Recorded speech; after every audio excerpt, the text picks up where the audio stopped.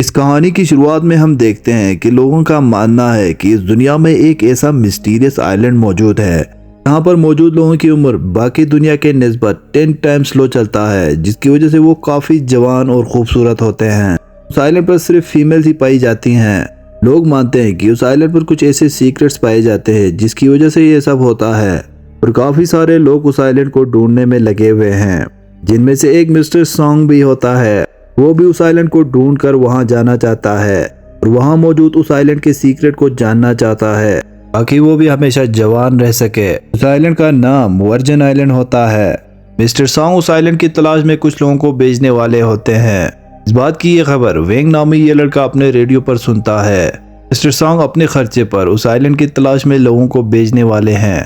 के बाद हमें पता चलता है कि इस आइलैंड की तलाश में जितने भी लोग गए हैं, कोई भी उस आइलैंड पर कदम नहीं रख सके सिवाय एक बंदे के जिसका नाम ली होता है।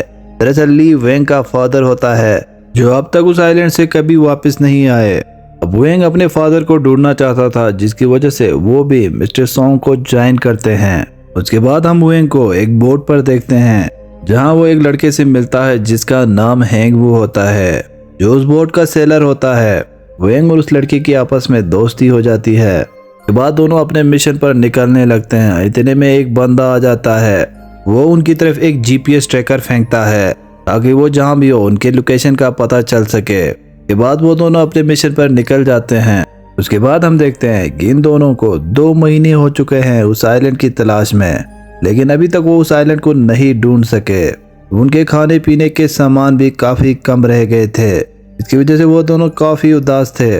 फिर हम वेंग को लेटा हुआ देखते हैं और अचानक से उसके फेस पर क्रोशीट पड़ता है, जिसकी वजह से वो उठ जाता है और उसे आसमान में कुछ परिंदे नजर आते हैं, जिसकी वजह से उन्हें लगता है कि वो किसी आइलैंड के करीब हैं। उसके बाद वो अपना दूरबीन निकालता है और उस पर देखने से उन्हें एक आइलैंड नजर आता है। उस आइलैंड को देखकर ये दोनों काफी खुश हो जाते हैं। दरअसल ये वही वर्जिन आइलैंड होता है जिसकी ये लोग 2 महीने से तलाश कर रहे होते हैं, और वो उस आइलैंड की तरफ जाना चाहते हैं, लेकिन हाई टेड की वजह से वो वहां तक नहीं जा पाते।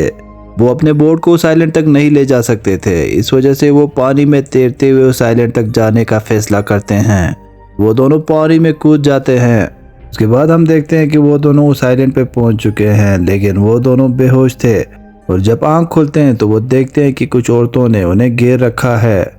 वेंग उनसे पूछता है कि क्या हम वर्जिन आइलैंड पे हैं, लेकिन वो लोग कुछ नहीं कहते। इन दोनों को ये लोग अपने कैंप पर ले जाता है और पूछताछ करने लगते हैं। उसके बाद हम देखते हैं कि वो उन लड़कियों के साथ मजाक करने लगते हैं, जिस पर उनको गुस्सा आ जाता है और उन दोनों को एक वुडन केज में बंद कर देता है। उसके बाद हम एक लड़की को देखते हैं जो उन दोनों के पास आए होते हैं, और वो उस आइलैंड का लीडर होता है। वो उन दोनों से कहती हैं कि 500 सालों से इस आइलैंड पर सिर्फ कुछ गिने चुने ही लोग पहुंच सके हैं, जो कि काफी एक्सपीरियंस लोग थे, लेकिन तुम दोनों यहाँ कैसे पहुंचे? जिस पर वो उनका मजाक उड़ाते हुए उससे कहता है कि क्या तुम सच में 500 सालों से जिंदा हो? जिस पर वो कुछ नहीं कहते और उन दोनों को वहीं बंद रखकर चले जाते हैं। उनके जाने के बाद वेंग अपने जेब से एक चाकू निकालता है। चाकू की मदद से वो दोनों उस केज को काट देता है और वो दोनों उस केज से बाहर निकल आते हैं। उसके बाद वेंग उस गांव की तरफ जाते हैं जहाँ पे वो लड़कियां होती हैं, लेकिन वो इस आइलैंड से बाहर निकलने के लिए किसी रास्ते की तलाश में निकल जाता है। हम वू को रास्ते की तलाश में एक जंगल में देखते हैं जहाँ इन्होंने बाहर से आने वाले लोगों को फंसाने के लिए गड्ढे खोल रखे होते हैं। वो उनमें गिर जाता है, उसे काफी चोट लगता है। दूसरी तरफ हम वेंग को उस गाँव में देखते हैं और वो एक घर के अंदर होता है। दिन में हम एक लड़की को देखते हैं जो उस आइलैंड की लीडर की छोटी बहन होती हैं। वो नहाने वाली होती है, लेकिन दूसरी तरफ वेंग पीछे छुपा होता है। अपने कपड़े उतारकर बाथ टब में बैठ जाती हैं। इतने में वेंग को एक छोटी बच्ची देख लेती है। वेंग उसे पटाने की कोशिश करता है और उसे चुप रहने को कहते हैं, और उसे एक टॉफी देता है जिस पर वो चीखने लगती हैं। इसकी वजह से उन लोगों को पता चल जाता है और सारे लोग वहां पहुंच जाता है। वेंग वहां से भागने की कोशिश करते हैं, लेकिन वो लोग उसे पकड़ लेते हैं और उनको अपने लीडर के पास ले आते हैं। फिर थोड़ी देर बाद वेंग का वो साथी वो भी वहां पहुंच जाता है। वो फिर से उनके साथ कुछ नौटंकी करने लगता है, लेकिन वो उसे काफी पीटते हैं। उसके बाद उनका लीडर उन दोनों से उस आइलैंड पर आने की वजह पूछते हैं, जिस पर वेंग बताता है कि मैं यहाँ अपने फादर की तलाश में आया हूँ, जो 10 साल पहले इस आइलैंड पर आए थे। जिस पर वो लीडर कहती है कि मैं तुम्हारे बाप से मिल चुका हूँ, अगर वो दोबारा मुझे मिले तो मैं उसे मार दूंगी। उसके बाद वो अपने लोगों को हुक्म देती हैं, इन दोनों को हमारे उस सीक्रेट जगह पे ले जाके ग्रिल कर दो। वो उन दोनों को 2 बैरल्स में डालते हैं। उसके बाद उन दोनों को ग्रिल करने से पहले मैरिनेट करने लगते हैं। उसके बाद वो लोग वहाँ से चले जाते हैं। इन्हें में उस लीडर की बहन न्यूयान वहाँ पहुँच जाती है। वो नहीं चाहते थे कि उसकी वजह से वो दोनों मर जाए, इसलिए वो एक चाकू निकालती है और उस बैरल की रस्सी को काट देते हैं और उन्हें यहाँ से जाने को कहते हैं। अगली सुबह हम उन औरतों को देखते हैं जो उसी सीक्रेट जगह पे मौजूद हैं जहाँ पर वेंग और वू को ग्रिल किया जाना होता है। वो उसकी तैयारी कर रहे होते हैं। उनको नहीं पता होता कि नियोन ने उन दोनों को छोड़ दिया है। दिन में वेंग और वू भी वहाँ पहुँच जाता है। हम देखते हैं कि एक लड़की चिल्लाती हुई आती है और कहती है कि वहाँ की एक लड़की समंदर में डूब रहे हैं, जिसे सुनकर वो लोग उस तरफ भागते हैं। वेंग और वो वहाँ पर मौजूद आग की मदद से अपने हाथ पर बंधी रस्सी को काट देते हैं और वो दोनों वहाँ से निकलने का सोचते हैं। जाने से पहले वो उनकी एक सीक्रेट दरख्त को आग लगाते हैं। उसके बाद वो दोनों वहाँ से निकलने लगते हैं। इतने में वेंग का माइंड चेंज हो जाता है। उनको उस डूबते हुए लड़की पर रहम आ जाता है और उसे बचाने का सोचता है। वो समंदर में तैरते हुए जाकर उस लड़की को निकाल ले आता है। वो लड़की बेहोश होती है। उसके बाद वो दोनों उसके पेट से पानी निकालते हैं, जिसके बाद वो होश में आ जाती है। उसके बाद हम फिर से उन दोनों को उनके लीडर के सामने देखते हैं। इन चेन हान नामी ये लड़की जिसको उन दोनों ने बचाया था, वो अपने लीडर से रिक्वेस्ट करती हैं, इन दोनों को माफ कर दो। दिन में एक लड़की वहां आ जाती है और वो अपने लीडर से कहती हैं कि इन दोनों ने हमारे उस सीक्रेट दरख्त को जला दिए हैं। इसे देख उनका लीडर काफी गुस्सा हो जाती है और इन दोनों को फौरन ग्रिल करने को कहते हैं। लेकिन नियोन और चेनहो उनके लीडर से रिक्वेस्ट करते हैं कि इन दोनों को माफ कर दो।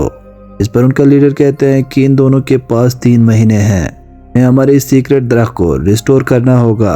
अगर 3 महीने में ये नहीं कर पाए तो इनको ये मुकर्रर की हुई सजा दी जाएगी। के बाद हम देखते हैं कि वेंग और वो उस दरख्त को रिस्टोर करने की अपनी तरफ से काफ़ी कोशिश कर रहे हैं। उसके बाद काफ़ी टाइम गुजर जाता है और ये दोनों लड़कियों से काफ़ी घुल मिल जाते हैं। ये दोनों इन लड़कियों को बाहर की दुनिया की काफ़ी मॉडर्न टेक्निक सिखाते हैं। दूसरी तरफ हम देखते हैं कि चेन हुआ नामी ये लड़की वो के साथ काफ़ी फ्लर्ट करते हैं और उसको फूल पेश करते हैं।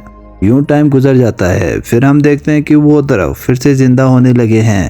इसे देख वो लोग काफ़ी खुश हो जाते हैं और डांस करने लगते हैं। वेंग नियोन को डांस करते हुए देखते हैं और उसे उससे प्यार हो जाता है। वो ठान लेता है कि मैं नियोन और उसके आइलैंड के लोगों को बाहर की दुनिया से बचाऊंगा। के बाद हम देखते हैं कि नियोन वेंग को बातों बातों में अपने कबीले की हिस्ट्री के बारे में बताती हैं। वो कहती हैं कि काफ़ी सालों पहले औरतों का एक कबीला हुआ करता था जिसका नाम विश ट्राइब था। इस कबीले की औरतें युवा नामी एक बीज प्रोड्यूस करती थीं। इस बीज का इस्तेमाल करके लोग काफ़ी जवान रह सकते थे, लेकिन इस बीज को पाने के लिए काफ़ी लोगों ने विश ट्राइब पर हमला कर दिया, जिसकी वजह से विश ट्राइब के काफ़ी लोग मारे गए। और इस बीज को बचाने के लिए उन्होंने इस बीज को कबीले की सबसे जवान लड़की के हाथ में थमा दी। दरअसल वो लीडर ही वही जवान लड़की होती है जिसके हाथ में उन्होंने वो बीज थमा दी थी। उसी एक बीज की वजह से और काफ़ी सारे बीज उग गए और वो लोग बच गए। कहती हैं कि तब से लेकर अब तक हमारा लीडर उस बीज की और हम सब की हिफाजत कर रहे हैं। एक दिन नियोन वेंग को उस जगह ले जाता है जहां उसके फादर को नियोन ने आखिरी बार देखे थे। वहां वेंग को उसके फादर की लिखी एक डायरी मिल जाता है। उसमें उसके फादर ने लिखा होता है कि वो उस आइलैंड के लोगों के लिए बुरा नहीं चाहते थे। वो नहीं चाहते थे कि बाहर के लोग इस आइलैंड तक पहुंचे और इन लड़कियों का गलत इस्तेमाल करे। इसीलिए वेंग के फादर यहाँ से निकलने के बाद घर वापस नहीं आए। वेंग भी अपने फादर के कदम पर चलना चाहता था। उसके लिए वो उस जीपीएस ट्रैकर को तोड़ देता है, लेकिन वो जीपीएस अब भी चल रहे थे और मिस्टर सॉन्ग तक इस जगह की लोकेशन पहुंच चुके थे। उसके बाद वेंग उस लीडर से कहता है कि तुम लोगों को ये जगह छोड़ना होगा क्योंकि मिस्टर सॉन्ग के लोग यहाँ पहुँचने वाले हैं। दिन में देखते हैं कि मिस्टर सॉन्ग के कुछ लोग वहाँ पहुँच गए हैं, लेकिन वहाँ की औरतें उनको अपनी खूबसूरती की जाल में फंसा कर वो नशे की चीज़ें देकर बेहोश कर देते हैं। दूसरी तरफ मिस्टर सॉन्ग को उसके भेजे हुए बंदों की तरफ से कोई जवाब नहीं आते, जिस पर वो खुद उस आइलैंड पर पहुंच जाता है। वहाँ पहुंचकर वो वेंग और वू को देखते हैं। वेंग और वू मिस्टर सॉन्ग से कहते हैं कि ये वो आइलैंड नहीं है जिसकी हम तलाश में थे। कहते हैं कि ये वर्जिन आइलैंड नहीं है, ये कोई और आइलैंड है, लेकिन मिस्टर सॉन्ग उनकी बातों पर यकीन नहीं करते। उसके बाद मिस्टर सॉन्ग और उसके बंदे उन सबको बंदी बना देते हैं। फिर मिस्टर सोंग उस आइलैंड के लीडर से उस राज के बारे में बताने को कहते हैं जिसकी वजह से वो हमेशा जवान रह सकते थे, लेकिन वो लीडर मिस्टर सोंग को उस राज के बारे में बताने से इनकार करती हैं। फिर मिस्टर सोंग उस आइलैंड की एक छोटी बच्ची को उठाकर उसको मारने की धमकी देते हैं, जिस पर लीडर मान जाता है। उसके बाद वो मिस्टर सोंग और उसके आदमियों को उस जगह ले जाने लगते हैं जहाँ वो सीक्रेट बीच और उसके पौधे मौजूद हैं।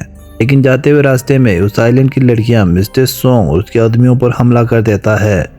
मिस्टर सोंग के आदमियों को मार देते हैं, लेकिन मिस्टर सोंग वेंग को लेकर वहां से किसी भी तरफ भाग निकलते हैं।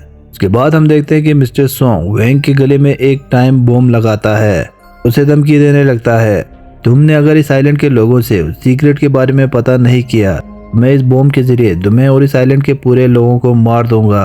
इतने में आइलैंड की लड़कियां वहां पहुंच जाते हैं और मिस्टर सोंग पर हमला कर देते हैं, लेकिन मिस्टर सोंग उनसे बचते हुए वेंग के गले में मौजूद बॉम्ब की बटन दबा देते हैं। बॉम्ब का टाइमर स्टार्ट हो जाता है। वेंग देखता है कि उसके पास अब सिर्फ 30 सेकंड बचे हुए हैं। 30 सेकंड में बॉम्ब फट जाएगा और उसके साथ इस आइलैंड के सारे लोग मारे जाएंगे। ये सोचकर वो समंदर की तरफ भागने लगता है, लेकिन जाते हुए उसे अपने और नियोन के बारे में ख्याल आ रहे होते हैं। इतने में बॉम्ब फट जाता है। इस तरह वेंग अपनी जिंदगी का सेक्रीफाइस देकर आइलैंड के लोगों को बचा लेता है। दूसरी तरफ हम देखते हैं कि नियोन ये देखकर काफी रो रही हैं। उसके बाद हम देखते हैं कि वेंग अभी भी जिंदा है। आइलैंड के मैजिक ने वेंग को उसके एहसान के बदले में उसे बचा लिया था। इसी के साथ ये कहानी यहीं पर ख़त्म हो जाती है। दोस्तों, अगर वीडियो पसंद आए तो प्लीज़ चैनल को सब्सक्राइब करें।